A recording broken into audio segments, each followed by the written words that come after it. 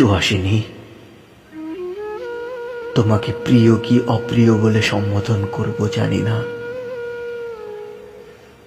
কিন্তু একসময় আমি ছিলাম তোমার সবথেকে প্রিয় মানুষ।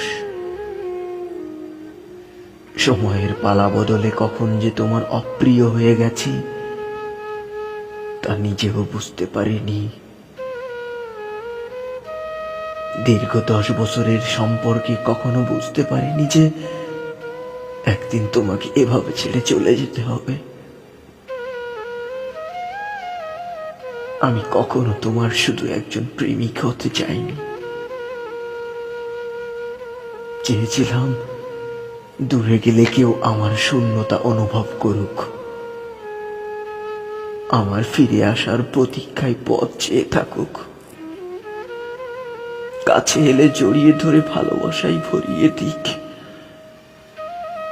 অথচ তোমার সেই পথ আজ অন্য কারো হয়ে গেছে। আমি তোমার সেই পথের কাঁটা হয়ে থাকতে চাই না সুহাসিনী। যেখানে প্রেম ভালোবাসার অভাব হয়ে যায় সেখানে শ্বাস নিতে বড্ড কষ্ট হয়।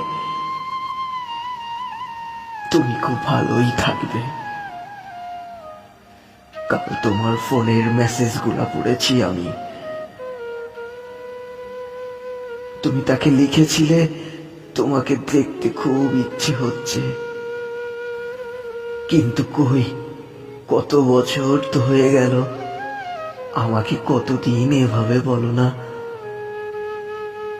আমি বুঝতে পেরেছি তোমার মোহটা শুধু আমার উপর থেকেই চলে গেছে। যে মানুষটি দূরে গেলেই পর হয়ে যায় সে আপন হয় না কখনো। তুমি ভালো থেকো। ইতি অনিন্দ।